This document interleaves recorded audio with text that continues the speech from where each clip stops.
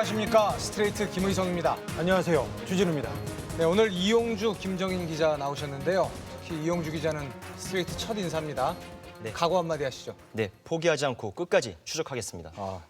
뭔가 이상하게 튼튼하네요. 기대가 큽니다. 지켜봐 주십시오. 네. 열심히 하겠습니다. 오늘 준비한 얘기는 전두환 씨에 대한 이야기입니다. 5.18 진상규명을 바라는 국민들의 열망이 더욱더 뜨거워지고 있는 지금입니다. 광주에 내려와서 전두환 씨가 이거 왜 이래? 이렇게 한마디 뱉은 덕분입니다. 네, 바로 그 한마디 때문에 그간 제대로 밝히지 못했던 5.18의 진실을 명명백백하게 밝혀야 된다, 이런 주장이 힘을 얻고 있는 상황입니다. 광주에서 수백 명의 피해자가 총탄에 숨졌습니다. 하지만 발포를 지시한 가해자는 아직 나오지 않은 상태입니다. 그때 광주에서 전두환 씨가 그리고 전두환의 부하들이 어떤 일을 했는지 오늘 알려드리겠습니다. 네, 오늘 이야기는 단체 사진 한 장 보시면서 시작해 볼까 합니다. 이 사진 아주 유명한 사진 아닙니까? 현대사의 스타들이 총출동했나요? 네. 제가 알기로는 1979년 사진인데요. 네, 그렇습니다. 그 전두환 씨를 위시한 신군부 세력이 12.12 사태 직후 쿠데타 성공을 자축하기 위해서 보안사령부 경내에서 찍은 기념사진입니다. 맨 앞줄에 보시면 전두환 씨, 노태우 씨가 사이좋게 나란히 앉아 있고요. 그 뒷줄 보시면 어떤 인물들이 자리 잡고 있는지 보이십니까? 네, 저희 세대에서는 잊을 수 없는 그런 얼굴들입니다. 장세동, 허삼수 이런 사람들 보이네요. 장세동 씨는 안기부장을 했었죠. 네. 전두환의 신복 중에 신복이었습니다. 그리고 허삼수 씨 나옵니다. 저분은 전두환 씨의 지시로 자기의 보스였던 육군 참모총장을 연행해 간 사람입니다. 그 전두환의 수족과도 같은 두 사람입니다. 그야말로 쿠데타의 주역들이군요. 그렇습니다. 네, 팔다리라고 수족이라고 하시면 섭섭해할지도 모르는데요. 장세동 씨와 허삼수 씨는 전두환의 복심이자 분신이라고 할 수 있는 인물들입니다. 그렇죠. 네. 1980년 5월 광주에서 이들이 무엇을 했는지, 그리고 광주 진압작전에 어떻게 관여했는지를 저희가 취재했습니다. 5.18 사흘 전인 1980년 5월 15일, 제7공수여단이 이동 준비를 완료했습니다. 목적지는 광주. 이에 앞선 5월 10일, 중앙정보부는 북괴 남침서를 공식 보고서로 만들어 퍼뜨렸습니다. 비상계엄 확대를 목적으로 조작된 거짓 정보. 당시 중앙정보부장은 전두환 보안사령관이 겸직하고 있었습니다. 스트레이트 팀은 이 시기 전두환 신군부의 내밀한 움직임과 관련한 중요한 증언을 확보했습니다. 북한 남침설 유포 공작이 이루어지고 5.17 비상계엄 확대를 일주일 앞둔 시점인 5월 10일쯤 전두환의 분신 장세동 특전사 대령이 광주로 급파됐다는 것. 장세동 씨 작전 참모 옆방이 제 방입니다. 보안반장 방입니다. 그런데 5월 17일 날 하기 일주일 전쯤에 10일쯤에 장세동 씨가 제 방에 배낭을 메고 와서 여보 나 광주로 출장 간다, 이런 얘기를 하는 거예요. 특전사령부에 파견됐던 보안사 요원 김충립 씨는 이때 상황을 생생하게 기억하고 있습니다. 당시로서는 큰 돈까지 여비로 쥐어졌다고 합니다. 그래서 내 지갑에서 돈을 5만 원을 꺼내서 주면서 용돈을 쓰셔야죠. 그리고 제 방에 있던 비상식량, 야간에 먹는 비상식량 깡통류를 전부 자기 배당에 다 담아주고 그만큼 친밀에 가까운 사이였으니까. 소령이었던 김충립 씨는 전두환 당시 보안사령관의 특명을 받아 정호용 특전사령관을 감시할 정도로 특전사의 모든 활동을 낱낱이 파악하는 위치에 있었습니다. 방첩 업무, 이제 보안 업무, 이런 문제에 대해서 총체적인 책임을 지는 사람이지요. 그러니까 정호용 장군에 대하여는 24시간 감시를 하고 있는 사람이다. 장세동 특전사 작전 참모를 광주에 급파한 결정. 뭔가 중요한 사건이 임박했다는 뜻이었습니다. 6번의 지시 아니면 보안사령관의 지시로, 분신이니까 12시와 같은 사건이 또 광주에서 일어나는 거 아니냐 하는 것을 예상을 할 수가 있었지. 이 증언대로라면 전두환 신군부는 5.17 비상계엄령 확대 이전에 미리 광주에 전두환의 분신을 보내 모종의 준비를 하고 있었다는 겁니다. 이거는 상황이 벌어진다 하는 걸 감지하고 그 모든 책임을 지고 장세동에게 간다. 작전 참모가 5.17 나기 전에 일주일 열흘 전에 가서 그 자리 잡고 일했을 거 아니에요. 모공 시절 전두환 대통령 경호실장과 안기부장을 맡으며 승승장구한 장세동 씨. 스트레이트는 이 증언을 확인하기 위해 장 씨를 찾아 나섰습니다. 장 씨는 서울 서초구의 고급 아파트에 살고 있었습니다. 말씀 좀 듣고 싶어서 찾아뵈었는데요. 그러지 마세요. 내가 언제 누구를 만나고 그러나 안 만나잖아. 80년 5월 광주에 갔냐고 물었습니다. 특전사 작전과장 5월 17일 이전에 광주에 내려가셨다는 이야기를 듣고 왔습니다. 기억이 없어. 나로서는 누구한테 그런 얘기 한 적도 없고 들어본 적도 없어요. 만일 갔다면 만난 사람이 내가 있을 거 아니야. 그런데 특전사 보안반장의 증언이라며 재차 묻자 한 발 물러섭니다. 부사관이랑 병사들이랑 5명이 가셨다고 그렇게 들었습니다. 그러면 뭐 갔으면 같이 5월 10일에 가셨다고 저희는 들었습니다. 글쎄 5월 10일인지 며칠인지 갔는지 안 갔는지 하는 상황이 내가 기억이 아까 모호하다고 그러지 않았어요? 현관을 사이에 두고 인터폰으로 이뤄진 대화. 장세동 씨는 끝내 모습을 드러내지 않았습니다. 열심히 노력하세요. 모두가 다 함께 나라 발전에 좀 기여하고 노력하도록 하시죠. 다음 날 하루 만에 기억이 되살아난 걸까? 장세동 씨는 전화를 걸어와 광주에 내려간 사실을 시인했습니다. 5월 14일부터 이군사령관 요청에 의해서 나가 있었어요, 병력이. 그러니까 내가 14일 이후에서부터 18일 사이겠지. 그러면서 군사작전과는 무관했다고 주장했습니다. 작전 참모 만나고서 간단히 인사하고 그리고 잘 부탁한다. 그 병력도 잘 좀 보살펴달라. 이런 식으로 얘기하고 돌아왔던 내가 기억이 있어서 또 그다음 당일치기로 갔다가 뭐 하루 저녁 자고 오는 경우도 있고 그렇게 해서 마지막 작전은 보고 그리고 올라왔지. 전두환의 신복 장세동 씨가 광주에 있었다는 김충립 씨의 증언이 확인된 겁니다. 그런데 김충립 보안반장은 24시간 특전사령관을 감시하던 중 다른 놀라운 내용도 듣게 됩니다. 전남도청 진압작전을 사흘 앞둔 5월 24일 무렵 정호용 특전사령관에게 걸려온 전화. 감청에서 들었어요. 보안 감청 부대가 3명이 특전사에 나와 있어. 전두환 보안사령관의 또 다른 핵심 측근 보안사 인사처장 허삼수 대령의 전화였습니다.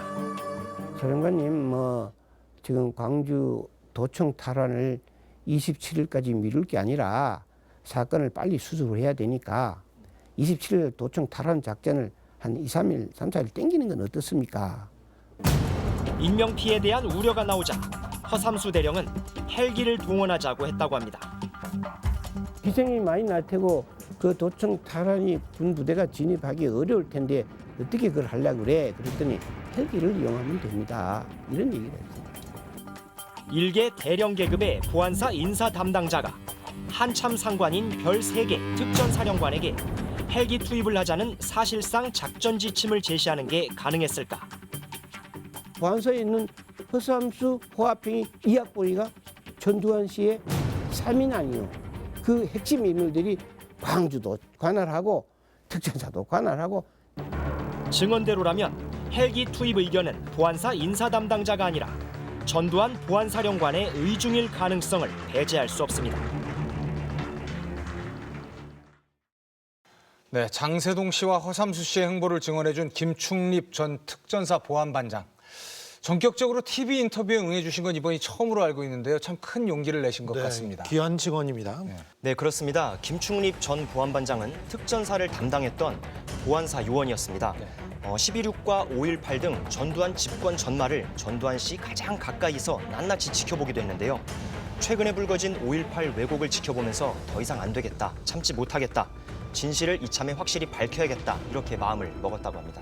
네, 정말 놀라운 주장이 나왔습니다. 그렇습니다. 네. 이 김충립 씨에 따르면은 당시 특전사 작전 참모이자 전두환의 수족이었던 장세동. 이 장세동 씨가 5.18이 일어나기 전인 5월 10일에 광주에 내려갔다고 그런 주장이 있어요. 전두환 씨가 크고 중요한 일은 다 장세동 시켰습니다. 근데 장세동이 광주에 있었다는 증언 그리고 본인이 인정했습니다. 네. 이거 굉장히 사료로도 가치가 있습니다. 중요합니다. 네, 또 다른 특전사 장교는 장세동 씨가 자신의 직속 상관인 정호용 특전사령관에게 보고도 하지 않고 수시로 광주에 갔다 이런 증언을 하기도 했습니다.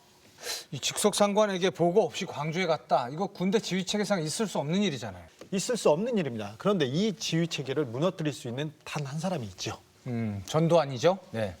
전두환 씨는 광주 진압작전과 관련해서 지금까지 보안사가 한 일이 아니다, 보안사 소관이 아니다, 계엄사가 다 알아서 한 일이다 이렇게 발뺌을 하고 있지 않습니까? 네. 스트레이트는 5.18 주요 시점마다 전두환 씨가 광주에 직접 내려갔음을 보여주는 정황들을 확인했습니다. 1980년 5월 21일 아침 광주의 505 보안부대 회의에서 극비사항 발표가 있었습니다. 전두환 보안사령관이 이날 광주에 온다는 것. 오늘 사령관님이 오신다. 사령관님이 오시는 데 대한 그 재반 준비를 갖춰놓도록 해. 대청소도 좀 하고 개개인한테 무슨 질문을 하실 때 더듬더듬 하지 말고 명확하게 보고할 수 있도록 이렇게 마음의 준비를 갖추고. 전 사령관의 방문은 극비인 만큼 절대 보안을 유지하라는 엄명이 이어졌습니다.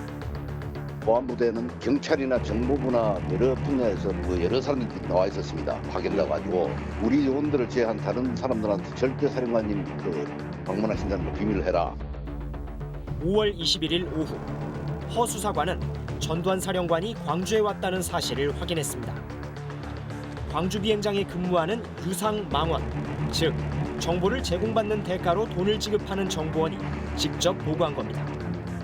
K57에 있는 제 망원으로부터 전두환 씨 보안사령관이 왔다 하는 첩보를 제가 받았습니다. 그 망원은 유상망원입니다. 본수는 그래서 돈 받는 값 하는구나. 그 망원의 신분을 여쭤봐도 되겠습니까? K57의 정보과 요원입니다. K57의 출입자를 전부 통제하고 방문객을 전부 통제하는 부서에 있는 사람입니다. 하루 일과를 마무리하는 저녁 회의에서는 전두환 사령관의 복귀 소식이 통보됐습니다. 오늘 사령관님이 다녀가셨다. 바쁘셔서 부대는 안 들리셨다. 곧바로 정교사에서 일전비에서 그냥 일 보고 가셨는데 이번에 하성하면 가지고 오시지 않은 것 같아. 스트레이트가 입수한 1980년 5월 21일 육군본부의 상황일지. 헬기 이동보고라는 제목 아래 헬기 한 대가 보안요원 3명을 수송했다고 적혀 있습니다. 11시 2분 육군본부가 있던 용산을 출발한 헬기는 12시 55분 K57 광주 비행장에 도착합니다. 탑승자는 보안요원이라고만 돼 있습니다. 탑승자의 소속 부대와 계급조차 감추는 극히 이상한 기록입니다. 또 5월 4일부터 용산의 육군본부 B2 벙커 근처에 헬기 한 대가 비상 대기하고 있었던 것도 확인됐습니다. B2 벙커는 유사시 군 최고 지휘부가 머무르는 지휘소입니다. 이 때문에 보안 요원이 실제로 전두환 씨였는지, 비상 헬기는 누구를 위해 상시 대기했던 것인지 추가 조사가 필요하다는 지적이 나옵니다. 군권을 장악한 전두환 씨가 광주를 급히 방문한 것으로 의심되는 5월 21일. 광주 시민을 향해 군이 도청 앞 집단 발포를 시작했습니다. 금남로에서만 34명이 학살됐습니다. 여기에 더해 계엄군은 헬기 사격까지 감행했습니다. 그런데 전두환 신군부가 펴낸 50전사는 당시 전두환 씨의 광주행을 기록하지 않았습니다. 50전사에서 5월 18일부터 27일까지 열흘 동안 전두환 씨가 광주 관련 회의에 참가했다는 기록은 단 하루뿐. 공교롭게 바로 21일입니다. 전 씨가 그날 서울 국방부 장관실에서 열린 회의에 참석했다고 유독 명시해 놓은 이유가 오히려 의심스러운 대목입니다. 하지만 전 씨는 이날 서울의 회의장에 없었습니다. 이 같은 사실은 지난 1995년 검찰 수사와 법원 판결을 통해 확인됐습니다. 검찰 조사에서는 전 씨가 광주를 방문한 건 21일 한 번이 아니었다는 증언도 나왔습니다. 닷새 뒤인 26일 5월 26일 10시 반에서 11시경에 광주 공군 비행장에 전두환 사령관이 와 있는데 사령부에도 갈지 모르니 왕래하는 사람이 없도록 하라는 연락을 비행장 상황실 근무자로부터 받았습니다. 전두환 씨가 광주를 방문했다는 26일 다음 날 새벽 헬기 사격이 포함된 도청 유혈 진압 작전이 이루어졌습니다. 사령관이 단약하고 나서 정교사 회의에서 결정됐다. 그래서 제가 그때 사령관님이 그 중요한 정교사 회의에 왜 참석을 안 하실까 했는데 근본상 그 정교사 회의 정도는 보안사령관은 참석 안 했던 게 당연하지. 제가 입속으로서. 전두환 씨가 광주에 방문했던 것으로 의심되는 날은 1980년 5월 21일 그리고 5월 26일입니다. 5.18 당시에 총격으로 숨진 민간인이 158명입니다. 초중고생도 18명이나 숨졌습니다. 그런데 21일 날 61명이 숨졌고 27일 날에는 26명이 숨졌습니다. 전두환 씨가 다녀간 그날 혹은 그 다음 날엔 어김없이 대규모의 발포 그리고 학살이 이루어졌다는 이야기입니다. 그 당시 군 그리고 정보기관 그리고 경찰까지 장악한 사람이 전두환이었습니다. 최고 실권자였습니다. 이분이 그 학살이 있었을 때 광주에 있었다는 것입니다. 그런데 전두환 씨는 아직도 나는 아무것도 관여하지 않았다고 계속 주장하고 있지 않습니까? 전두환 씨가 5.18 진압 과정을 아주 세세하게 관리했다는 정황은 곳곳에 있습니다. 저희가 취재 도중 발견한 문건이 하나 있는데요. 목포 경찰서장이 광주 5.18 진압에 미온적이었다, 적극적으로 하지 않았다 이런 이유로 구속 수사를 하라며 당시 전두환 보안사령관이 직접 사인한 문서입니다. 아니 자기는 아무런 관여도 하지 않았다면서 진압에 소극적이었다는 이유로 구속하라고 지시를 했단 말이에요. 아니 힘도 없었다면서요. 그래서 구속됐습니까? 네, 실제로 그 목포서장은 당시 구속이 됐고요. 그런데 이제 한 가지 눈여겨볼 점은 그 결재 시점입니다. 네. 5월 27일에 그 문서에 서명을 한 건데요. 네. 5.18 이후죠. 이것은 전두환 씨가 사실상 5.18 전후 과정 그리고 전 과정을 아주 깊숙이 들여다보고 총괄하고 있었다. 이런 것을 방증해주는 게 아닌가 생각합니다. 헬기 사격 문제만 해도 국방부에서 사실을 조사해가지고 이건 명백한 사실이라고 결론이 다 났어요. 그렇습니다. 그리고 국방부 장관이 사과까지 한 일이에요. 그런데 전두환 씨는 자기는 모르는 일이라고 계속 발뺌하고 있습니다. 아예 하지 없었던 일이라고 얘기하고 있죠. 네, 그건 헬기 사격을 직접 겪은 수많은 목격자들에 대한 모독입니다. 제가 직접 광주 현장을 찾아가 보니 헬기 사격은 공방거리조차 될 수 없는 명백한 사실이었습니다. 광주 금남로의 전일빌딩, 1980년 광주에서 가장 높은 건물이었습니다. 이 빌딩 꼭대기인 10층의 내부 기둥, 수많은 못자국이 난 것처럼 곳곳이 패였습니다. 천정에도 구멍이 숭숭 나 있습니다. 총탄에 맞은 탄흔들입니다. 5.18 당시 이 전일빌딩 안엔 시민군이 있었습니다. 대리석 그 바닥인데도 이런 그 큰 그 흔적이 남아 있잖아요. 네. 이게 이제 사람이 맞았다면 어떻게 될지. 이 탄흔들은 42도가량의 각도, 그러니까 위에서 아래로 총알이 내리꽂힌 흔적들이라고 국립과학수사연구원은 분석했습니다. 탄흔의 각도를 고려하면 총기는 최소 32층 건물 높이에서 발사됐다는 계산이 나옵니다. 헬리콥터의 공대지 사격이 아니고는 나올 수 없는 자국입니다. 전일 빌딩에 남아있는 탄흔은 245개가량, 이어보니 부채꼴 모양입니다. 헬기가 떠서 우아래 좌우로 이렇게 파울링하면서 총을 쐈다. 기관총을 쐈다. 20층에 대놓고 헬리콥터가 잠시 화공이 떠 있는 상태에서 이제 갈긴 거죠. 헬기 사격이 있었다는 이런 명백한 증거는 폐쇄됐던 건물을 지난 2016년 리모델링하는 과정에서 새롭게 드러났습니다. 그런데도 전두환 씨 측은 이를 시민군이 총을 쏴서 생긴 탄흔이라고 주장하며 헬기 사격을 부인하고 있습니다. 5.18 당시 헬기 사격 목격자 이성원 씨. 이 씨는 우연히도 5.18 2년 뒤 당시 광주에 투입됐던 기종인 UH-1H 헬기에서 기관총 담당 항공부대원이 됐습니다. 흔적들을 이렇게 좀 보시니까 이게 네. 그 헬기 기관총에서 쐈던 네, 그런 것 같아요. 아, 그 같아요. 네, 헬기에서 사격하기 가장 그 좋은 위치 그 각이거든요. 이 씨는 헬기 기관총 탄창을 비울 정도의 엄청난 집중 사격이 이루어진 증거라며 착잡했습니다. 우리가 그 헬기에 그 당시 참여했던 UH-1H의 그 탄통이 네. 100발짜리 통입니다. 여기에 단은 이 정도 많이 남아있는 것은 의외로 좀 사격이 참 많았구나 그때. 5.18 당시 광주에는 대전차 공격용 코브라 헬기 등 모두 35대의 헬기가 투입됐습니다. 헬기 사격은 계엄군이 총을 쏘며 시민들을 과격하게 진압했던 21일과 27일에 집중됐습니다. 1980년 5월 21일 전두환 신군부는 새벽 4시 30분에 기해 국지도발 최고 비상태세인 진돗개 하나를 발령하고 헬기 15대를 광주로 급파했습니다. 헬기는 도청 앞 집단 발포가 있었던 시각인 오후 1시쯤 광주에 속속 진입합니다. 집단 발포도 이제 작전에 의한 거죠. 이게 우발적 사격이 아니라 헬기장을 확보해라. 확보하고 있으면 헬기를 이용해서 24단원을 이게 교체 병력을 보내주겠다. 신군부의 친위 부대격인 24단을 광주에 투입하는 작전에 헬기가 동원됐다는 겁니다. 이들은 사전 정찰을 도청까지 오는 과정. 지금 이 지점에서 조비오 신분이 헬기 사격을 목격을 하시거든요. 헬기 이동 경로 붙여보면 작전 지역에 정확히 들어오거든요. 목격자들은 대부분 전남도청 인근과 광주천에서 헬기 사격을 두 눈으로 확인했습니다. 이 구간은 24단이 도청까지 헬기로 이동하는 경로, 즉 24단의 이동 경로와 헬기 사격이 목격된 구간이 일치하는 겁니다.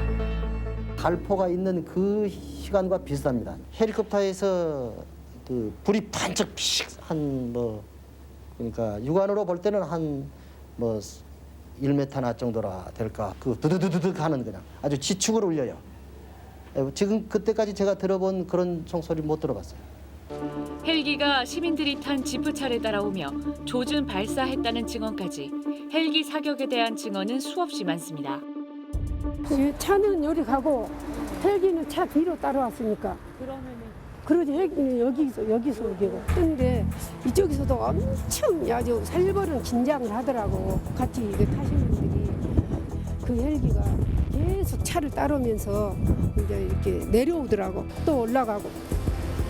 그것을 반복하면서. 그리고 이어진 헬기의 공중 사격. 쳐다봤는데 두두두두 띵, 두두두두 띵 굴더라고. 가지고 반짝반짝 하더라고. 쳐다보니까. 그러니까 거기서 위험하니까 쳐다보지 말라고 그 고개를 밑으로 숙여서 이러고 있으라고 그러더라고. 시민을 직접 겨냥한 헬기로 공격한 겁니다. 고 피터슨 목사도 헬기 사격을 목격했습니다. There were helicopters flying over the city which shot upon people in the street. 피터슨 목사의 아내는 스트레이트 취재진에게 당시의 참상을 이메일로 전해왔습니다. 그날 공중에 헬리콥터가 있었고 우리는 총기가 난사되는 소리를 듣기 시작했습니다. 우리는 사람들이 소리 지르는 것을 들을 수 있었습니다. 아들은 종이로 덮인 사람들을 왜 수레로 옮기는 건지 물었습니다. 전 그들이 죽었다고 설명해야만 했습니다. 광주 진압을 마친 뒤 환하게 웃었던 현장 책임자 소준열 정교사 사령관. 1차 헬기 사격 다음 날 그에게 서신이 전해졌습니다. 존경하는 소사령관님, 대명을 받고 임지에서 수고가 많습니다. 헬기의 직접 사용 통제가 효과적임을 조언하는 바입니다. 이어 상부의 지침이 그에게 내려졌습니다. 무장 폭도들에 대하여는 핵심점을 사격 소탕하라. 상공을 비행 정찰해 버스나 차량 등으로 이동하면서 습격, 방화, 사격하는 집단은 지상부대 지휘관의 지시 따라 사격 제압하라. 헬기 사격이 있었다는 명백한 증거, 그리고 넘쳐나는 목격자들. 그런데도 전두환 씨는 헬기 사격을 증언한 고 조비오 신부와 고 피터슨 목사는 파렴치한 거짓말쟁이와 사탄이라고 비난했습니다. 이 때문에 사자 명예훼손 혐의로 기소돼 광주를 찾은 전두환 씨는 국민들을 향해 이런 말을 내뱉었습니다. 왜 이래? 광주 시민들한테 사과할 생각 없으세요? 사과할 생각 없으십니까? 그 수많은 사람을 학살하고 난 뒤에 저렇게 웃었군요. 소준열 사령관의 웃음, 그리고 전두환 씨의 저 외침, 정말 소름 끼칩니다. 증거가 이렇게 많고 국방부에서도 엄연히 인정을 했는데 헬기 사격 여부 자체가 39년째 쟁점이 되고 있다는 사실, 이게 정말 어처구니 없는 일입니다. 네, 맞습니다. 헬기 사격과 관련해 한 번 더 제대로 짚고 넘어가야 될 점이 있습니다. 헬기 사격은 무장하지 않은 시민들을 조준한 계획적인 사격이었다는 겁니다. 아니 위에서 아래로 그리고 헬기가 민간인을 조준해서 사격하는데 이게 무슨 자위권입니까? 학살이고 만행이죠. 전두환 씨는 그동안 헬기 사격에 피해자가 없다. 그러니까 애초부터 헬기 사격이 있었던 게 아니다. 이런 주장을 펴고 있는데요. 사실이 아닙니다. 네, 이 헬기 사격의 피해자를 직접 만나고 오셨다고요? 네, 그렇습니다. 5.18 당시 헬기 사격으로 인한 그 극심한 통증 그리고 트라우마 때문에 처음엔 저희가 인터뷰 요청을 드렸음에도 불구하고 여러 차례 드렸습니다만 계속 한사코 거절을 하셨는데요. 네. 오랜 설득 끝에 마음을 열어주셨습니다. 광주 외곽의 산자락으로 찾아가 만날 수 있었습니다. 그날 23살 남현애 씨는 분홍색 블라우스를 입고 전남도청 근처를 지나고 있었습니다. 1980년 5월 21일 오후 3시. 헬기의 굉음과 함께 콩 볶는 듯한 소리가 들리더니 거리의 시민들이 쓰러지기 시작했습니다. 헬리콥터 뜬 순간에 몇 초요, 몇 초. 그 쳐다보고 고개 숙인 것이 몇 초다니까. 생색에 내가. 가는데 나 맞고 이렇게 보니까 다 쓰러져서 다 죽어 있어. 내가 흔들어 보기까지 했어. 그 맞는 나중에서 흔들어 본 거예요. 한 사람은 살았는가 보려고. 헬기의 기관 총탄이 남 씨의 손목을 관통했습니다. 총이 이렇게 나갔어. 여기요. 난 게 파란 나가 없어지는 줄 알았어. 다리에도 총상을 입고 피투성이가 된 남 씨는 살기 위해 시체 옆에 누워 죽은 척을 해야 했습니다. 나 그런 일을 다쳐 보니까 그래. 숨이 안 쉬어져. 그래갖고 있으니 지그들이 뒤졌다. 다 말하더만 지그들이 뒤졌다. 그러면서 이제 저리 가고 있어. 근데 나는 이제 도망가야 살 거 아니야. 저기서 시체를 싣고 온디. 남 씨는 이후 제대로 걸을 수조차 없게 됐습니다. 그러다가 뭐 좀 걸리면 자부러져 버려 내가. 이후 39년 고통의 늪에서 헤어나기 쉽지 않은 세월이었습니다. 이거를 너무 많이 아프면 술이라도 먹고 그 당시에 잊어버리려고. 그러면 술 깨고 나면은 또 아파. 이건 미쳐버렸어. 술도 많이 먹어보고 별짓거리 다 해봤어. 잊어버리려고 이 고통은. 당시 마취도 없이 서둘러 꿰맨 총상에서는 시간이 지나도 피고름이 계속 흘러나왔습니다.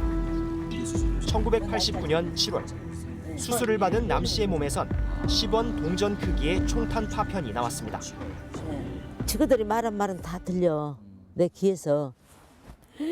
이걸 두고 어떻게 몸속에다 담고 있었는가 모르겠는데 이거를 여마는 가게 플라스틱 가게에다 넣어주더만. 여놈 아줌마 평생 간직하시오. 이 파편을 간직했던 nam 씨는 1996년 미국의 무기연구소에 이 총탄 파편을 보내 분석을 의뢰했습니다. 분석 결과는 지름 6.5mm 또는 그 이상의 철 합금탄 파편. 탱크나 장갑차를 공격할 때 사용하는 탄환으로 추정됩니다. 헬기 등에 장착한 중화기를 시민들을 향해 무차별 발포했다는 증거입니다. 지난달 말 전두환 재판과 관련해 검찰에서 헬기 사격에 대해 진술을 마친 뒤로 남 씨에겐 이상한 일들이 생겨났습니다. 동사무소 직원을 가장한 전화가 걸려왔고 정체불명의 남성이 집에 찾아와 남 씨의 행방을 캐묻기도 했습니다. 이후 남 씨는 집에 들어갈 엄두를 못 내고 있습니다. 불안한 마음에 결국 인적이 드문 교회 야산으로 아예 거처를 옮겼습니다. 어디를 다녀도 불안해. 솔직히 말해서 불안해. 이게 항상 이제 딸 데리고 다니지. 혼자서는 일단은 못 다니죠. 네, 못 다녀. 지금 현재 전두환이가 하여간 재판 받아갖고 감옥살이를 하든가 뭐 해결이 나야 마음 놓고 돌아다닐 수가 있지. 학살의 주범인 전두환 씨는 큰 소리를 치고 있는데 피해자인 남현애 씨는 오히려 불안에 떨며 숨어 다니고 있습니다. 가해자와 피해자가 뒤바뀌어도 이렇게 뒤바뀔 수 있는 겁니까? 피해자들은 40년 동안 고통에 빠져 있습니다. 남현애 씨 그리고 남현애 씨한테서 나온 파편 이게 증거입니다. 헬기 사격의 명백한 증거입니다. 이를 두고도 뭐라고 할지 전두환 씨에게 묻고 싶습니다. 네, 아직도 5.18 학살의 주범 전두환의 측근들 모두 다 잘 살고 있는 편입니다. 떵떵거리고 살고 있습니다. 네, 이용주 기자 이번 취재하면서 이 전두환 씨의 최측근들 집을 다 찾아다녔잖아요. 네. 어땠습니까? 네, 들어서 알고는 있었습니다만 직접 가서 눈으로 확인하고 더 놀랐습니다. 5.18 가해자들은 너무나 떵떵거리면서 호화롭게 잘 살고 있었습니다. 당시 특전사령관이었던 정호용 씨의 집은요, 과천에 있는 대저택이었는데요. 집에 조각상이 여러 개가 있었고 마침 저희가 찾아간 날 인부들이 조경 작업을 분주하게 하고 있었습니다. 전두환 씨 부하들 중에 미술품 좋아하는 사람 여럿 있습니다. 미술계의 큰손 전두환 씨 부하들 여럿 있습니다. 정호용 씨의 경우 주소 필지는 하나인데 건물이 여러 동이 있어서 좀 이상하게 생각을 했습니다. 그런데 알고 보니 그중 하나는 관리동이었더라고요. 아니 집안에 관리동 건물이 따로 있단 말이에요? 네, 그게 전부가 아닙니다. 집안에 도로가 나 있어서 차가 이동하는 모습까지 볼 수 있었습니다. 저희가 찾아간 허삼수 씨 자택에서는 더 놀라운 얘기도 들을 수 있었습니다. 허삼수 씨가 어느 사무실로 출근하는지 아느냐라고 이제 이웃 주민에게 물어봤는데요. 돌아온 답이 건물이 한두 개여야 알지. 예, 그런 답이었습니다. 그래서 너무 여러 군데 건물이 있어서 자신들도 알 수가 없다. 이런 답이었습니다. 박정희 주변 사람들은 뉴욕 근교에 대저택을 가지고 있다는 공통점이 있는데요. 전두환 씨 주변 사람들은 강남의 건물 소유주라는 공통점이 있습니다. 허삼수 씨 건물 몇 채 있고요. 수천억대 자산가라는 소문이 있습니다. 그 전두환 씨 주변 사람들 중에 장세동 씨가 가장 검소하다고 이렇게 알려져 있는데요. 그분도 강남에 아주 큰 손이고요. 네, 그 검소한 장세동 씨 댁을 저희가 찾아가 봤는데요. 서초구 반포에 있는 수십억대 아파트였습니다. 네. 가해자들은 범죄를 저지르고도 단죄받기는커녕 그야말로 호의호식하며 부를 쌓아가고 있군요. 너무 잘 삽니다. 너무. 네, 전두환 씨와 신군부 세력들은 5.18 바로 그 당시부터 광주 시민들을 폭도라고 하면서 학살을 왜곡하기 시작했는데요. 그리고 이후 자신들의 범죄를 은폐하기 위해서 끊임없는 작업을 했습니다. 왜곡의 중심에 있었던 비밀 조직을 추적했습니다. 5.18 민주항쟁 진압 5년 뒤 군 내부에 기밀 문서가 없어지는 이상한 일이 벌어지기 시작했습니다. 특전사 작전처장이 전화가 왔죠. 전투상부가 특전사 광주 전투상부가 문서 보안 규정에 의해서 5년 해가지고 자동 파기가 돼버렸대요. 없애버렸어. 전투상보, 군부대에서 가장 중요한 작전 일지가 없어졌다는 사실.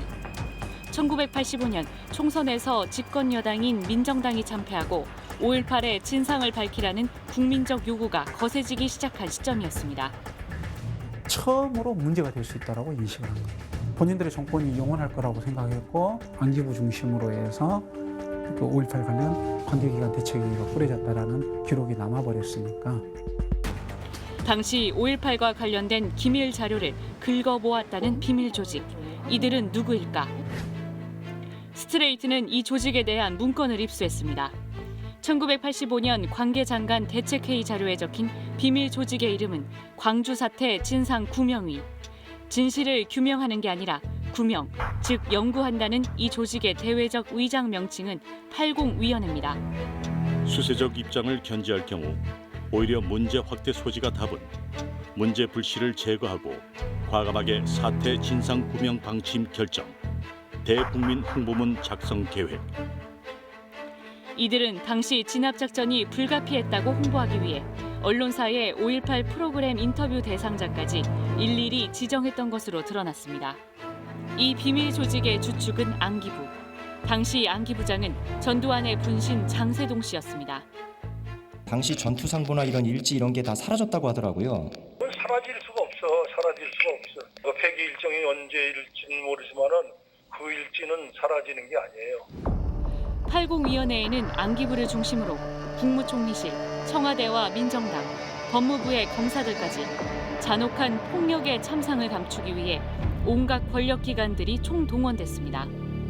저희는 그 MBC 스트레이트 팀이고요. 예전에 변호사님께서 대검 공안부장이셨을 때 그때 이제 그 5.18 관련해가지고 80위원회에 참여를 하셨던 적이 있으신지 저희가 그런 반론 제가 연락을 한번 해볼게요.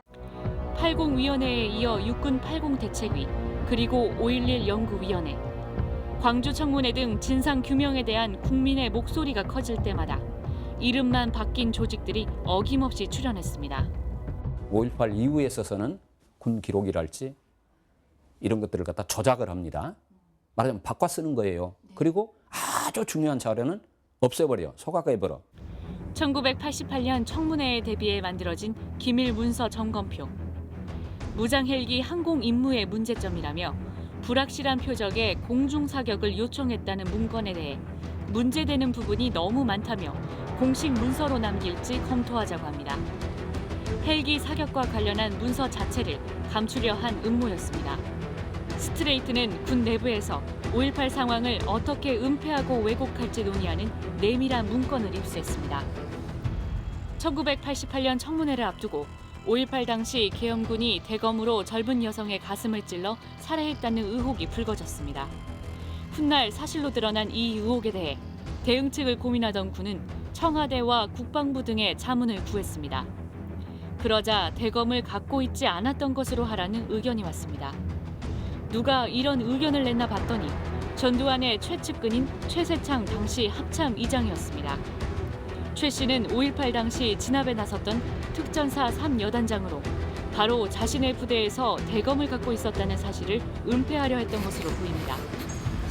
의혹을 묻기 위해 찾아갔지만 만날 수 없었고 겨우 가족과 연락이 닿았습니다.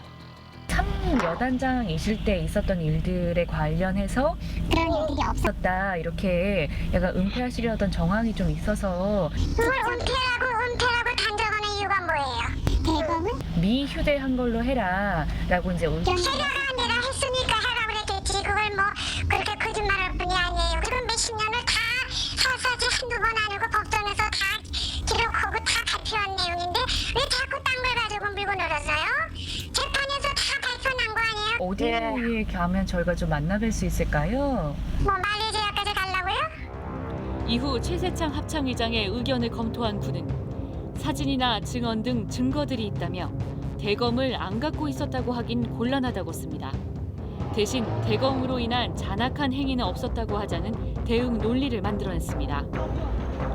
5.18 당시 광주와 외곽 지역에서 계엄군이 시민들을 대검으로 찔렀다는 사실은 사망자 검시 조서 등이 공개되면서 명백하게 확인되고 있는 상황입니다. 이 광주 시민들을 학살한 걸로도 모자라서 자신들의 죄를 지우기 위한 노력을 이렇게 집요하게 했군요.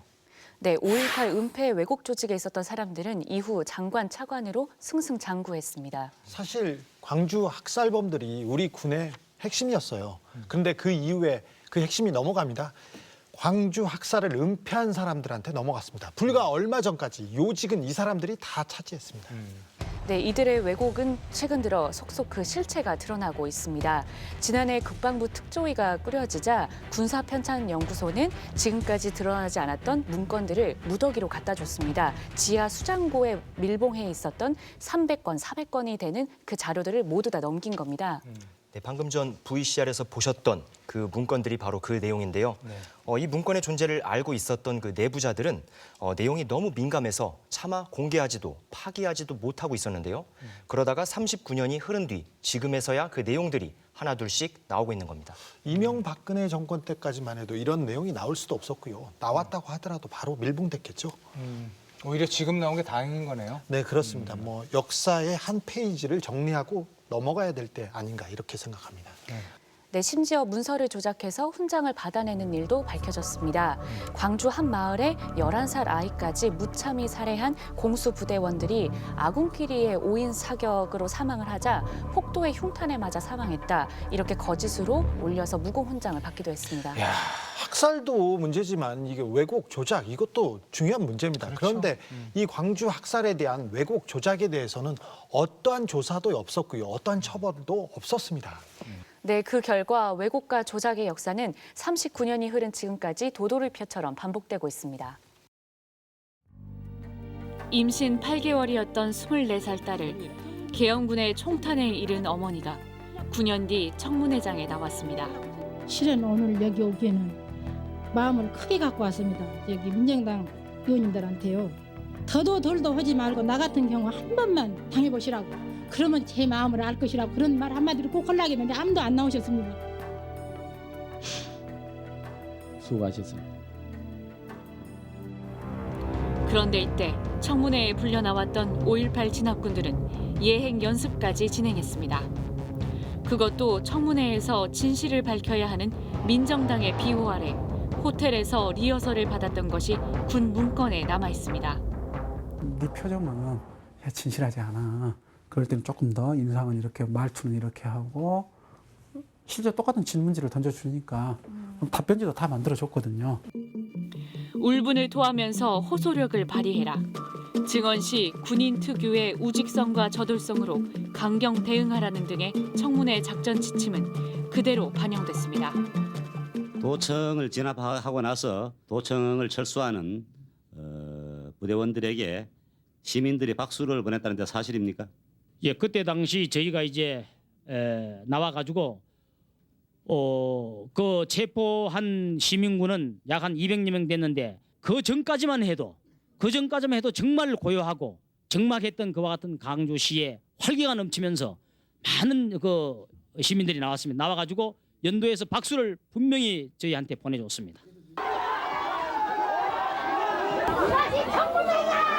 우리 새끼들은 뭔지 있다고 다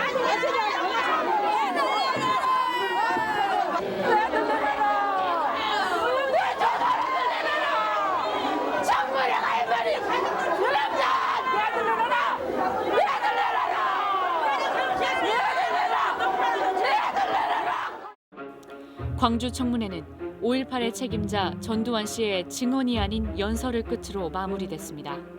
그 어떤 군 지휘계 동상에 간섭을 할 수 있는 위치에 있지 않은 본인은 군의 배치 이동 등 작전 문제에 대해 관여한 사실이 없으며 발포 생각도 말죠. 살인마 전두환 사령부나 대형 사령부 등의 이때 전두환 씨는 의미심장한 말을 남깁니다.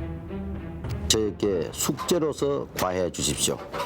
표상록이 될지 다른 형식이 될지는 모르나 시간을 들여서 소상하게 구체적으로 제5공화국에 관한 일체의 진실을 밝혀서 국민 여러분의 궁금증을 풀어드리겠습니다. 성공한 쿠데타는 처벌할 수 없다며 12.12와 5.18과 관련해 전두환 씨에게 면죄부를 준 검찰. 사법심사가 배제된다고 보는 것이 상당합니다. 1996년 검찰의 재수사 끝에 법원은 전두환 씨에게 사형을 선고했지만 정치권은 그의 사면을 요구했습니다. 신한국당의 이회창 대표는 김영삼 대통령에게 두 전직 대통령의 조기 석방을 건의하기로 했고 전두환 씨는 웃으며 구치소를 걸어 나왔습니다. 지난 2년 동안 국민들이 끊임없이 격려를 해주시고 사랑을 해주신 데 대해서 오늘 이 자리를 빌어서 진심으로 감사를 드리고 있습니다. 교도소 생활에 대해서 한 말씀만 해주십시오. 교도소 생활이라는 게 여러분들은 교도소 가지 마시오. 그러고만 내가 얘기하고 싶습니다. 앞으로 일정에 대해서 한 말씀만 해주십시오. 일정도 이제 나가지고. 나오나 배우들은 얼마나 궁금해야 된다. 나 택도 못 보게 하냐고. 잘하다 와야지.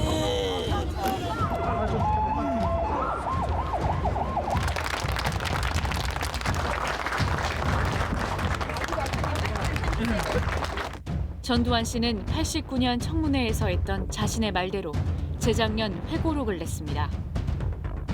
우리 국군은 국민의 군대다. 결코 선량한 국민을 향해 총구를 겨눌 일은 없다.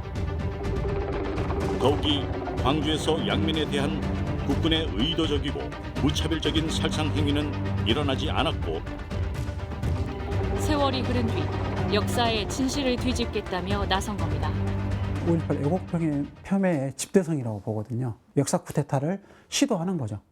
군사 쿠데타를 일으켰을 때 동조했던 세력들이 전두환의 역사 쿠데타에 또 동조하고 있거든요. 민정당이 무력화한 전두환 청문회 30년 뒤인 2019년 2월 민정당의 후신 자유한국당 주최 공청회. 자유한국당 의원들의 입에선 30년 전 민정당 의원들을 연상케 하는 발언이 쏟아졌습니다. 저는 정말 이 5.18 문제에서만큼은 우리 우파가 결코 물러서는 안 된다고 생각합니다. 5.18 폭동이라고 했는데 10년, 20년 후에 그게 5.18 민주화 운동으로 변질이 됐습니다. 5.18 폭동이 일어나고 난 다음에 지금 40년이 된 겁니다. 그러면 거기에 대해서 다시 한번 뒤집을 수 있는 때가 된 거 아니겠습니까? 자유한국당은 반역사적 발언을 한 이들 의원들에게 아무런 징계도 내리지 않았습니다. 지난해 9월 출범했어야 할 5.18 진상규명위 역시 자유한국당의 위원 추천 문제로 하염없이 늦어지고 있습니다. 5.18에 대한 자유한국당 의원들의 망언 직후인 지난 3월 5.18 유공자명단과 그 공적수서 보수단체들이 5.18 당시 무고한 시민들의 피로 물들었던 광주 금남로에서 대규모 집회를 벌였습니다. 5.18이 무슨 성역이고 신성 불가입니까? 광주의 시민 여러분, 이제는 더 이상 속지 마십시오. 얼마나 우리 시간 정치인들에게 속고 이용당한지 아십니까? 전두환 씨의 재판날, 광주의 한 초등학교 학생들은 전두환은 물러가라는 구호를 외쳤습니다.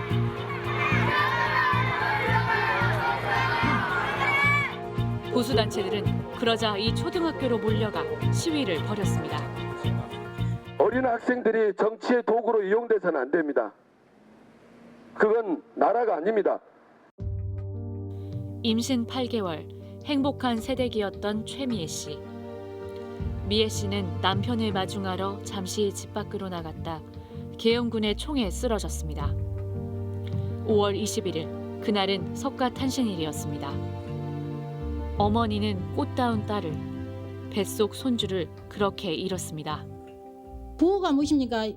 애기 낳고 3주간도 못 돼서 또 임신이 되었는데 지 몸도 못 가는 놈이 어디 가서 구호를 외치고 뭐 진짜 주먹이라도 한번 휘두르보고 고함이라도 한번 질러보고 이렇게 죽었으면 원한이 없겠습니다. 24세서 멈춰버린 딸의 시간. 이제 눈물은 그쳤지만 상처는 아물 수가 없습니다. 여쭤보기 너무 죄송한데. 괜찮아, 해봐.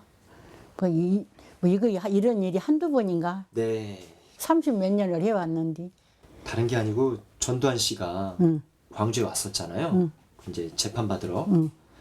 그때 이제 사람들이 다들 기대하기를 혹시나 사과를 하진 않을까, 광주 시민분들에게. 지가 사람 같으면 사과를 해야지. 네가 인간이냐 싶었지. 사람 양심 있으면 그렇게 못하지. 나는 이번에 광주까지 내려온다고 해서 나는 유족들한테 사과하고 갈, 잘못됐다고 사과하고 갈지 할 때 그냥 가. 이런 사람이 뭔 힘 있는가. 임신한 24살의 딸을 총칼에 잃은 어머니의 한, 정말 누가 짐작이나 할 수 있겠습니까?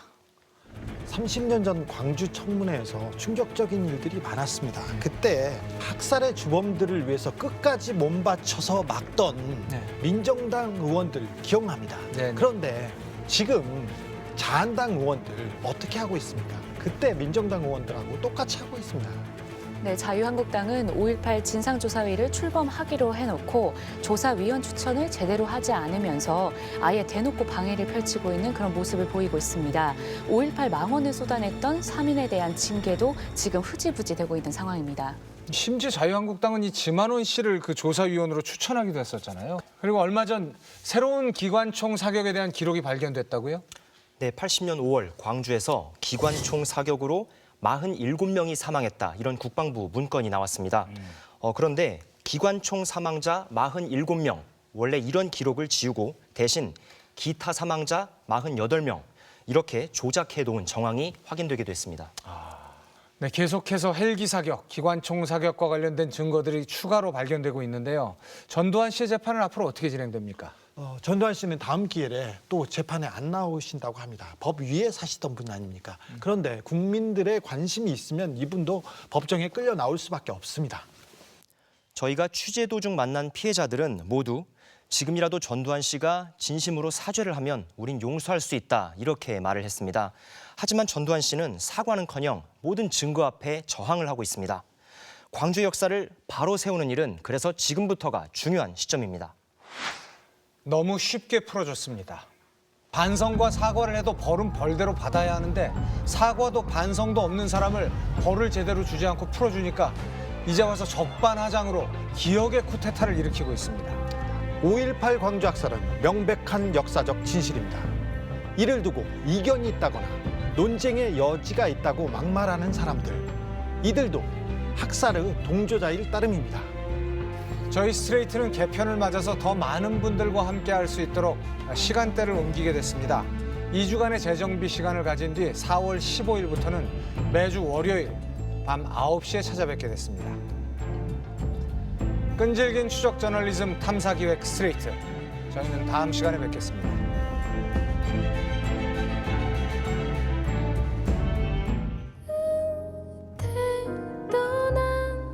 그날 오후 그대 모습 잊을 수가 없네.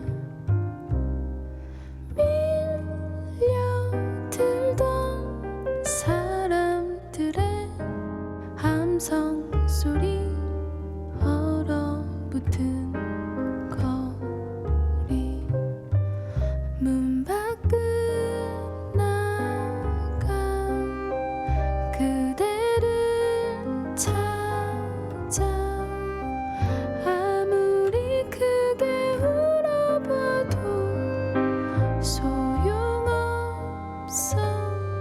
네 서서히 밀려오던 군화 소리 대검의 빛 멀어지는 사람 죽어가던 사람들 산을 함께